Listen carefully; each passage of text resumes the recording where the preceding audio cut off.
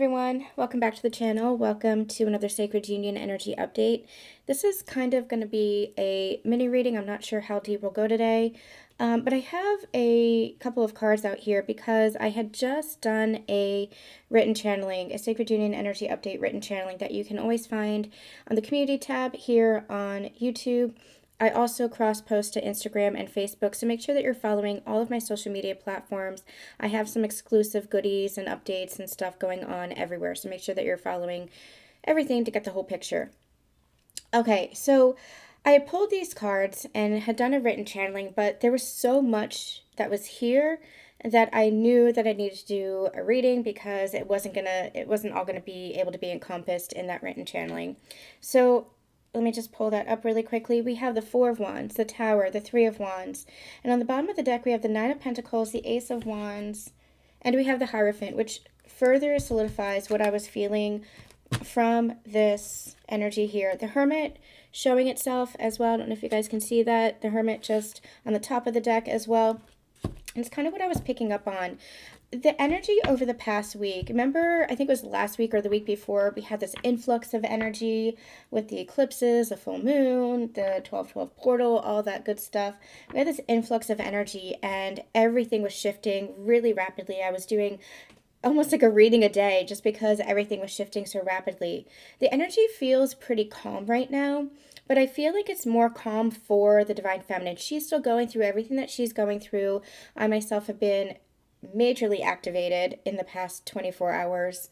So she's still experiencing everything that she's experienced. I'll talk about her in a minute, but this really feels like the Divine Masculine. So I feel like the Divine Feminine is holding space energetically for, what did I say? The Divine Feminine is holding space energetically for the Divine Masculine because I feel like this is more like his energy. I'm going to read you what I had written, and we'll channel some more as well. So the energy still feels relatively calm for these counterparts, but I feel as if that's more on the Divine Feminine side of things. And as I'm talking, my throat chakra is acting up. So I do feel like there is a lot that is clearing right now. You might be having some throat chakra activations as well. I'm getting that this is coming in two different ways. And this could be Divine Masculine, this could be you as well. You could be actually experiencing some throat chakra stuff, for lack of a better phrase. Sore throats, coughing, throat clearing, that kind of stuff. I'm also hearing that you might have more mucus in your throat than usual, and that is the throat chakra clearing. The other thing is you might be feeling called to express yourself. I'm seeing a lot of energy in the throat chakra. With a desire, like it's almost like it's wanting to come forth. It's wanting to come out. I don't know how to explain it without showing you guys myself. It's like right. Hold on. Okay, hi, we're back. Okay, we're gonna be doing. I guess we're gonna be doing some of this reading like this, and I'll get to the cards and turn everything around. But I wanted you guys to see me because I'm getting a lot of activations here, and I want you guys to see what it is that I'm actually talking about. So what I'm receiving is it's almost like there's a lot of energy that is lodged right here within the throat chakra. And what I'm actually seeing is the energy wanting to come up and come out, and it is actually coming up and coming out. It's being released, and it's being released through your self-expression, through your Divine Masculine self-expression, somebody's self-expression within this connection. It's being released through self-expression. So what I'm actually seeing is it's actually rising. And what's happened, they're saying, is that energy has been dislodged, especially with the past eclipse season, especially with the past full moon cycle, or lunar cycle, and with the 12/12 portal. We're in this kind of quarter between 12/12 and 12 and the solstice. They're saying 12/21, 12/22, which is the winter solstice, and that is the longest day of the year. And we're going to be doing a little bit of a channeling around that. Did not know that, but we're going to be doing a channeling around that unexpectedly. So stay tuned for that, probably next week. But it feels like it's rising up. It's been dislodged. This is self-expression that was suppressed, previously suppressed. This could have been even from childhood, is what I'm getting, but it's self-expression that was suppressed. So where you felt like you couldn't be true to who you are, where you felt like you had to protect yourself, especially a huge theme of protection coming up. I'm just kind of seeing inner child closing themselves off, trying to protect themselves, not needing to do that anymore, allowing yourself to recognize the wholeness of who you are, the inner child as the mature adult as well. I'm getting called to this as well. I'm reading this book called Us by Terrence, I forget his name. Terrence something. It's an amazing book. It's really helping me understand relational energy. And I've been picking up previously that relational energy is going to be major for 2023. Also, make sure that you stay tuned for the 2023 year ahead collective energy. With that, he had written a beautiful metaphor of whenever there is conflict or confrontation, he imagines putting himself as his adult self in front of his inner child to protect his inner child, because he has the capacity to do that now as an adult. He doesn't have to act out of the inner child wounding. He doesn't have to act out of the inner child fear. He doesn't have to act out of the inner child whatever, pain patterns, conditioning.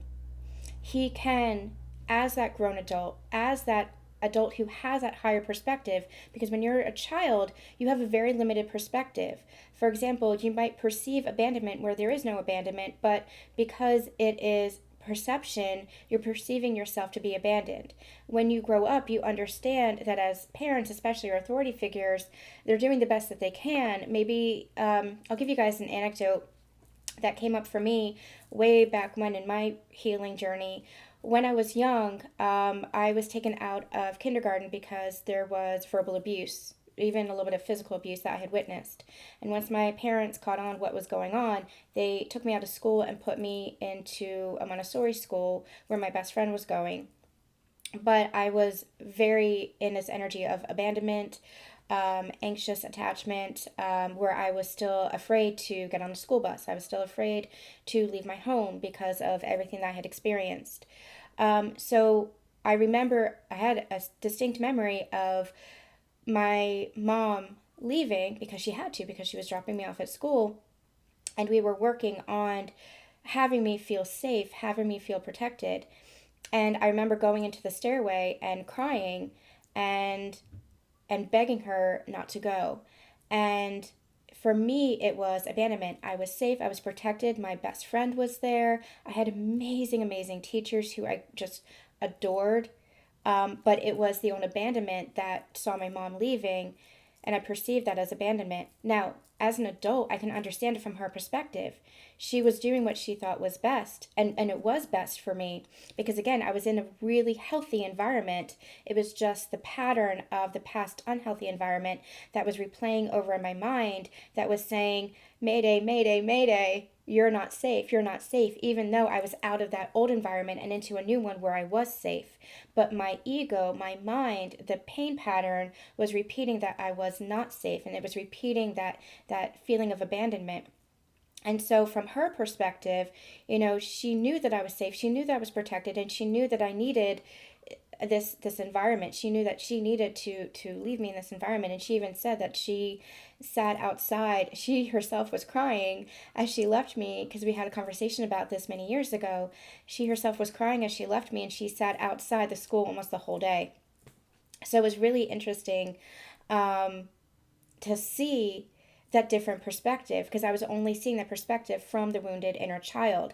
And so when this author said that anytime there's conflict, anytime it seems like his inner child is being activated, he puts his adult self energetically in front and puts the inner child behind him as this form of like shielding and protection, so that he can approach whatever this conflict is, whatever that might trigger that repeating pattern, with a new perspective, with that adult mature perspective.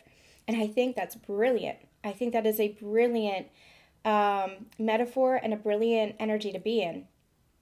So I feel like there's some inner child a suppressed energy from the inner child that might be coming up to the surface, anything that was not said, anything that was locked down.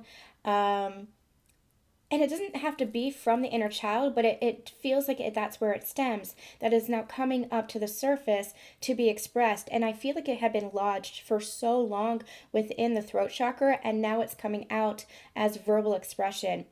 Now, whether or not that's healthy remains to be seen. If you're doing your healing work, it's coming out as healthy expression, allowing yourself to express yourself. But if anger, if grief, whatever it is that also needs to come out, allow it to come out, but allow it to come out in a healthy place. Allow it to come out in a healthy manner, not in projection, not in blame, not in judgment, but allow it to express itself in a healthy communication manner, because it is coming up to the surface to be expressed. But always ask yourself what actually is underneath the surface of this emotion, what is underneath the surface of these words, this expression, because your words have power.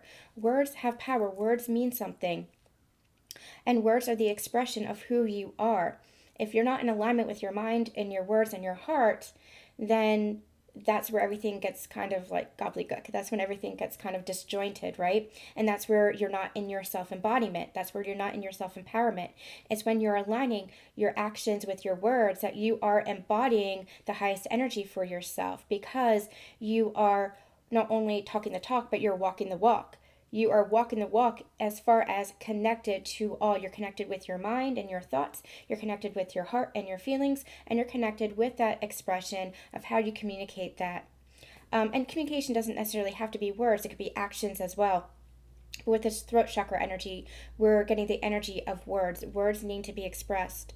That self-expression here. So it really does feel like there's a lot that has been dislodged. So if you're feeling physical symptoms, allow yourself to keep speaking that truth. It doesn't have to necessarily be with a person, although you might be having those conversations, and I'm hearing necessary conversations. So you or your counterpart might be having necessary conversations with people, but I feel like it's in a different energy. I feel like because you are unblocking that throat chakra, anywhere where you had been holding yourself back from that self-expression or where that had been suppressed, it does feel like it's coming to the surface and now being expressed in healthy conversation, healthy communication. This could be with parents, this could be with other family members, this could be with friends, this could be with, other relationship dynamics, employers, peers, that kind of thing. But it does feel like it is communication, expression that is happening. Again, just be mindful and make sure that it is healthy communication so that you can heal relationships, mend relationships, and at least that you are in a healthy place, that you are in alignment with your truth. And there are ways to communicate your truth in healthy ways. Okay, so I'm just going to continue this here and then we'll get to the cards. So, where was I? Yeah, so I feel as if it might be more on the divine feminine side of things where she's kind of feeling the calm. The calm that she's experiencing might be stemming from a place of healthy detachment. It's not quite a void energy, but it does feel like she's being protected from some tumultuous energy of the divine masculine as he undergoes another death and rebirth process. The tower here feels like an internal transformation that's asking him to actively take part in their own soul growth and evolutionary process. The Three of Wands here also has a bit of a fool element to it, where it feels as if they're being asked to take that step away from the comfort of the shores they've known and dive deep within themselves. Okay, so I'm going to go ahead so you guys can see the cards. I thought might be more for that, but we're going to go ahead and switch the camera around so you guys can see the cards, and we'll be right back. A little bit of an unorthodox reading today, but I really want you guys to see the cards. Because I feel like there's a lot of energy and I want you to see what it is that I'm seeing as well as we go through this channeling. So, Divine Feminine, you might be feeling like you're in a little bit of a void energy, but again, it feels more like protection for you, especially as this Divine Masculine is going through a death and a rebirth process. It doesn't feel like Dark Night of the Soul. And if it is Dark Night of the Soul, it could be that they are emerging from that, and we'll get to that in the next section. It does feel like they're emerging from that, but it feels like they're going through a little bit of a death and rebirth process. This tower feels like a ton of enlightenment. a shift in perspective, a shift in understanding of who they are.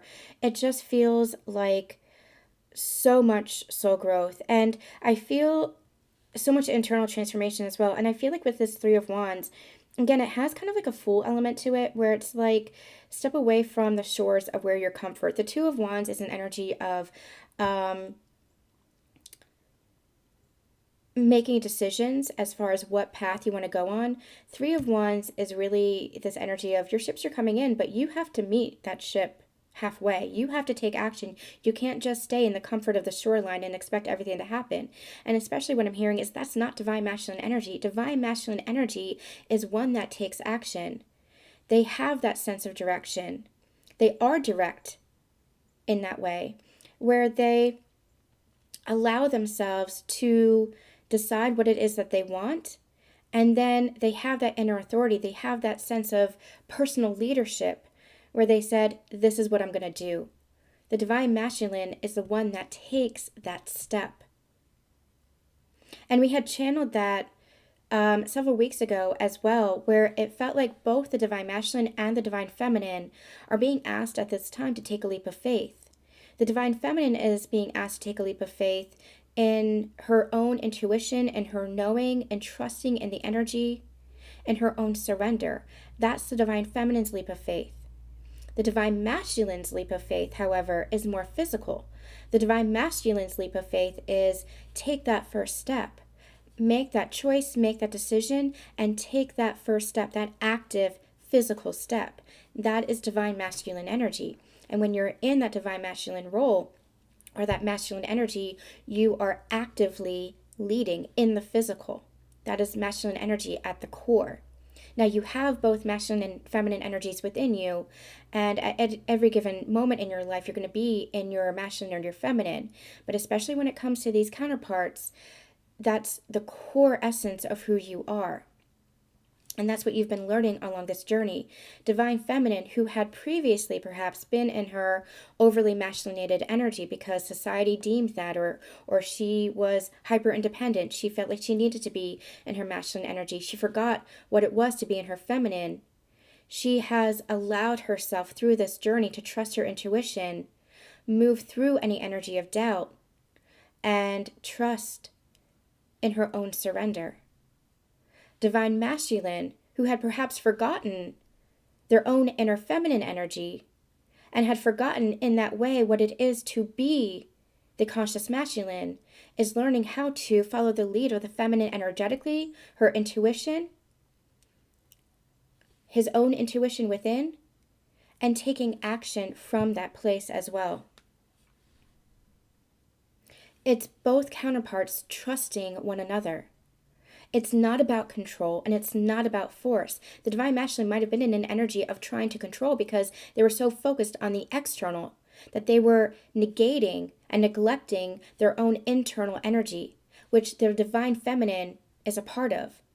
Their divine feminine energy is a part of them, but that's where they were dishonoring the feminine, either outwardly in your physical connection or internally. They were dishonoring her, neglecting her, rejecting her, pushing her away, because they were dishonoring their own inner feminine, not realizing that she is a part of him.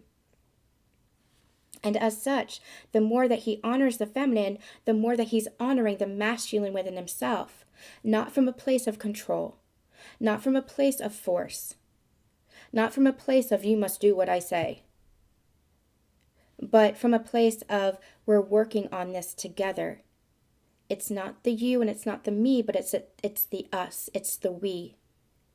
And previously, the divine masculine approached this from a very controlling energy, even a selfish energy.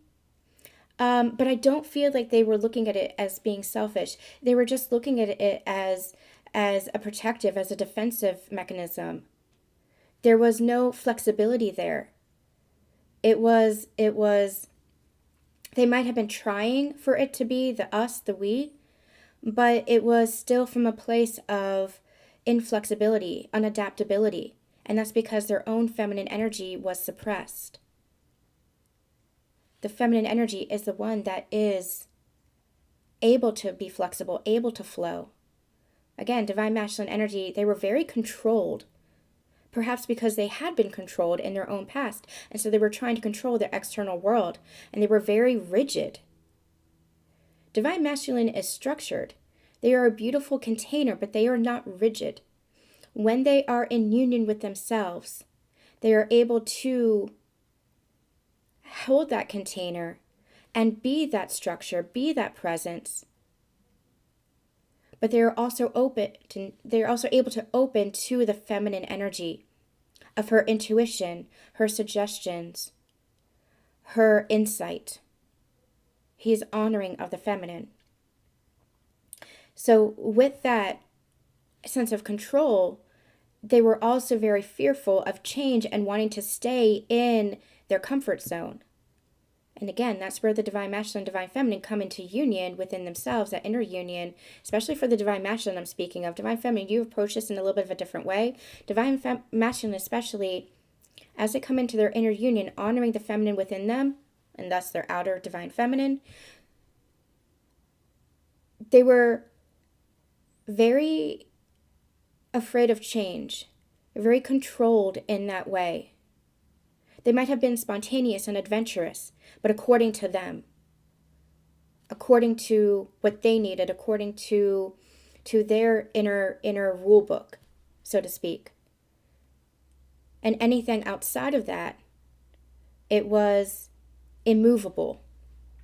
It was inflexible and adaptable. Because again, it was that fear of change. And the more they open up to that inner feminine energy, the more they're allowing themselves to realize that they don't have to control or be controlled, that they can take that leap of faith and trust. That's where both of you are trusting each other. So there's an internal transformation that is happening here where they are learning. They're learning to step away from the comfort of what they knew or previously knew, especially with this Four of Wands. This Four of Wands is just giving me this overall energy of stability, partnership, commitment to each other. So two things here. Divine masculine might have been in a previous relationship that felt very stable, felt very comfortable, and they were afraid of making that change. That's going to be for a select collective here, so for a select few of you. For others, divine masculine might have been deeply desiring connection, intimacy, commitment, but had been afraid of taking that step forward in your connection or in your relationship. Inwardly, I feel like the desire for that connection, that commitment was there, but they were holding themselves back from it in some way because they were afraid of the change. Especially for the second group, I'm hearing this divine masculine was afraid of losing their sense of freedom, losing their sense of independence. But in healthy connection, love is freedom, commitment is freedom, relationship is freedom. And you don't lose your sense of independence. That's where interdependence is born, where you're both whole. That's what this connection is all about. The sacred union is all about recognizing your wholeness, healing those past traumas, pains, distortions, those old beliefs where you are separate from yourself. Your divine counterpart didn't do that. That was your upbringing. That was your past relationships. That was your beliefs where you were separate from yourself. And through this journey, you connect deeply to yourself. And within that connection deeply to yourself, you're able to connect with another. And thus you're able to connect to the world around you. That is unity consciousness. It's that deep connection to yourself, your beloved, and the world around you. Diving deep, I said, is what the divine masculine has been doing with its Nine of Pentacles here. And just look at that card. Look at how she is emerging from the depths of that water with the Ace of Wands and the Hierophant as well. Again, the divine masculine might be emerging from a dark night of the soul with this newfound understanding, enlightenment, and inspiration for their lives. The Hierophant is indicative of that as well. The Ace of Wands can be an awakening card. The Hierophant for me, is an awakening card as well, in certain energies, in certain readings, of course. But it's an awakening card as well. It's an ascension card. It's the next level of your ascension. That's what this feels like here. They're seeing things from a different vantage point, where everything got flipped upside down for them. That enabled them to look at themselves and their lives from a new perspective. Now they're beginning to emerge with more stability, more self-recognition, and more independence, especially if they had any codependencies in the past. Okay, so that being said, let's get a little bit more energy about what's going on here. Knight of Swords, that's that communication. It's that desire for communication. It's that desire, I'm hearing the desire to reveal the truth. And truth doesn't mean that there were necessarily secrets. It could have just been that suppression energy, could have just been that withholding energy, holding back from your emotions, holding back from expressing your truth, expressing your feelings, expressing your desires, your needs, your wants, expressing your dreams, your goals, your passions, expressing who you are. It was holding back. It doesn't necessarily mean secrets. It just means in some way holding back. And I guess in some ways that could be like a secret. It could in some way be some kind of dishonesty, especially when in connection, you're meant to be vulnerable with each other. You're meant to be intimate with each other. That's what healthy relationship is all about. It's about building that trust for intimacy, allowing yourself to feel the safety and trust of this container of your relationship, and allowing yourself to open up and be intimate with one another. It doesn't mean that other partner are going to be perfect. It just means that you're going to work on the healing together, work on the growth together, work through the energy of love together, with the energy of love together. Revealing that truth, revealing themselves. Again, emerging from the depths, emerging from the waters, even emerging from a lot of the emotion they might have been feeling. Let's get a card for the Divine Feminine. What's going on with the Divine Feminine?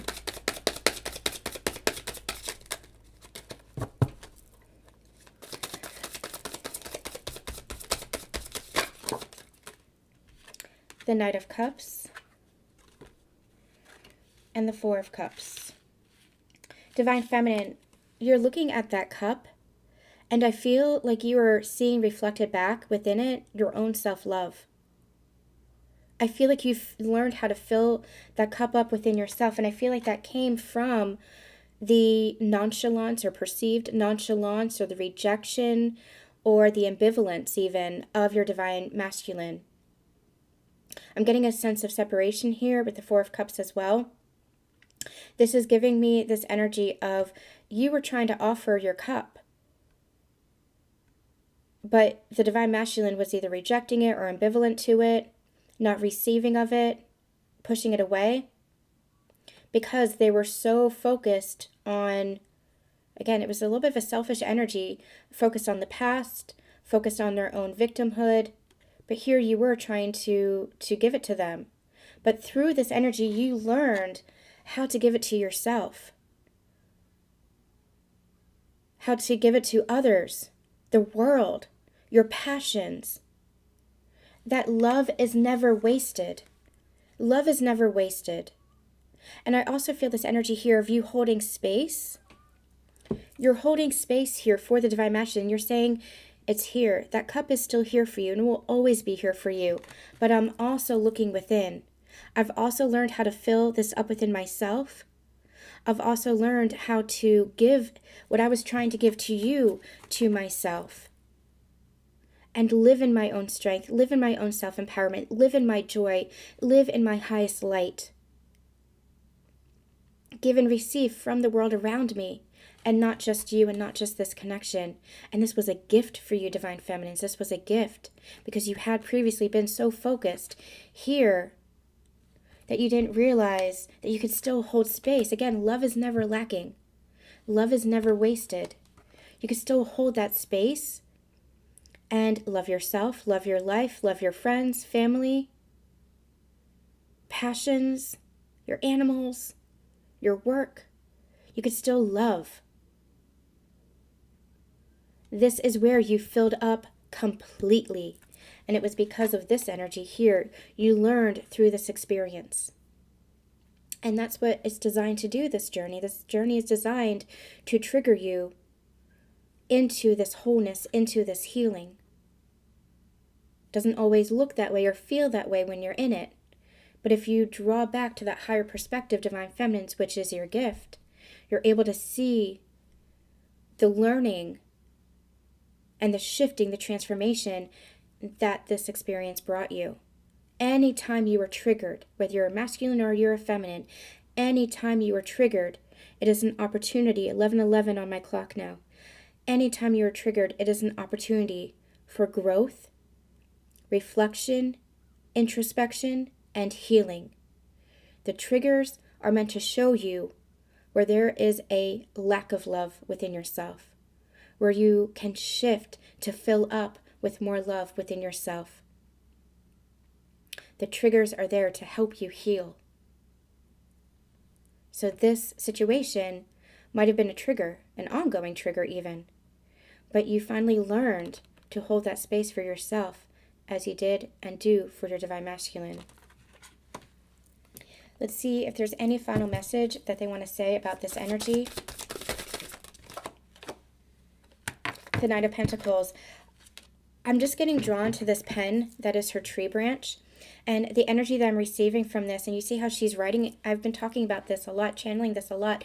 You have the ability, you have the power within yourself to write your next chapter. It doesn't have to be the story of the past. You don't have to keep repeating the story of the past.